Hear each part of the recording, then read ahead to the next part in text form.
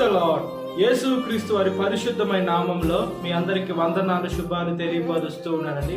కీర్తనల గ్రంథం 1వ కీర్తన 3వ వచనం. నీటి కాలువలో ఎవర నాటబడిన వాడే ఆకు వాడక తన కాలమందు ఫలమిచ్చు చెట్టు వలె నుండును, అతడు చేయనదంతి సఫలమగునని దేవుని వాక్యం సెలవిస్తుందండి.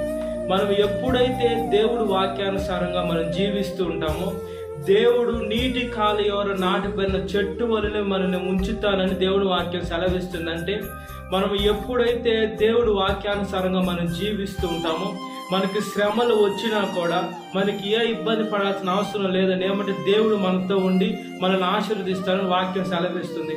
అంటే మనం భౌతికంగా చూసుకున్నప్పుడు నీటి కాలువ నాటిపోయిన చెట్టు అయితే తుఫాన్ వచ్చినా లేదా ఎండల కాలం వచ్చినా మొత్తం నీళ్ళు ఇంకిపోయినా కూడా ఆ చెరువులో కొంచెమైన చెమ్మ ఉంటుంది కాబట్టి ఆ చెట్టు బతుకుతూ ఉంటుంది.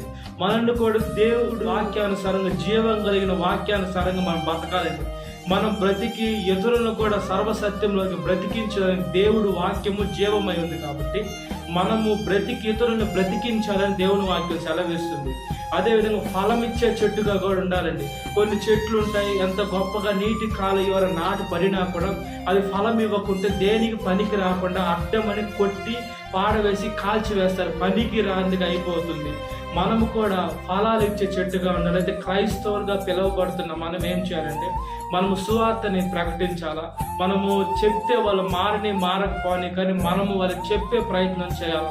మనం ఎప్పుడైతే ప్రయత్నం చేస్తుంటామో, కొంతమంది కాకపోయినా కొంతమంది అయినా ఆలోచించి అదేవిధంగా నిజమా లేదని తెలుసుకొని సర్వసత్యంలోకి నడిచి వచ్చే అవకాశాలు ఉంటాయి. కాబట్టి మనము ఫలం ఇచ్చే చెట్టుగా, మనము బాగుండేది కాదు కానీ ఇతరులను కూడా బాగు చేయాలా. దేవుడు అందుకేనండి ప్రతి ఒక్క సేవకుని చేసుకున్నాడు.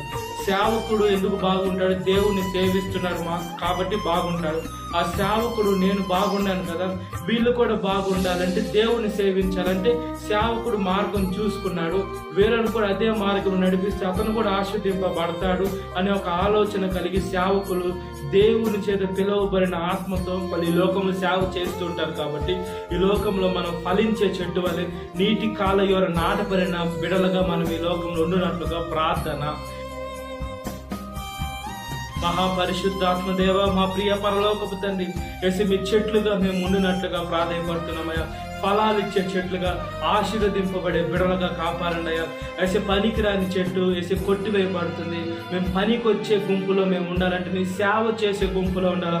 పనికి రాంది ఏదంటే మీ సేవ చేయకుండా మిమ్మల్ని బాధ పెడుతూ, మిమ్మల్ని దూషిస్తూ, మొత్తం తెలిసినా కూడా ఎవరైతే మిమ్మల్ని ఆశ్రయించకుండా కేర్లెస్గా ఉన్నారో, వాళ్ళకి అన్ని తెలిసినా వాళ్ళు పనికి రాని చెట్టుగా ఉన్నారయ్యా. అదేవిధంగా తెలియని వారు, వాళ్ళని మనం ఏం చేయలేమయ్యా. అయితే దేవుని వాక్యము సర్వలోకము సర్వమూలకు వెళ్ళి ప్రకటింపబడుతుంది. అదేవిధంగా పాస్ట్లు మేము చూసుకున్నప్పుడు మీ శిష్యులు ప్రకటించారు. ఇప్పుడు అనేక దేవుని సేవకులు మొత్తం చూపించి కూడా, అక్కడ ఉండేటువంటి బైబుల్ ఆధారాలన్నీ చూపించి కూడా ప్రకటిస్తున్నారయ్యా. అనేక మంది మారి మనుషులు సత్యం కాదు సర్వసత్యంలోకి నడవాలా. అదేవిధంగా వాళ్ళ ఆత్మనేతలకు గుడ్డితనం అయిపోయినా వెలుగులోకి రావాలా, సత్యంలోకి రావాలా, జీవంలోకి రావాలా. యేసు క్రీస్తు వారు మిమ్మల్ని చూసే మంచి ఆత్మను ప్రతి ఒక్క మానవాళికి దయచేయండి. చూసే చూపులు, నడిచే నడక, చేసే క్రియ ప్రతి ఒక్కటే ఆశీర్వదకరంగా, దీవెనకరంగా, మహిమకరంగా చేయండి. సాతాను శోధన ప్రతి ఒక్క పెట్టిన విడుదల దయచేయండి. ఈ వాక్యం పెట్టిన ప్రతి ఒక్క పెట్టిన పేరు పేరు జ్ఞాపకం చేసుకొని దినకాలపు తిని నింపమని అసలు యేసు క్రీస్తు వారి పరిశుద్ధమైన నామములో మిక్కిలి విరం తడుచున్నాను నా పరలోక తండ్రి. ఆమేన్. Praise the lord. God bless you. Have a great day.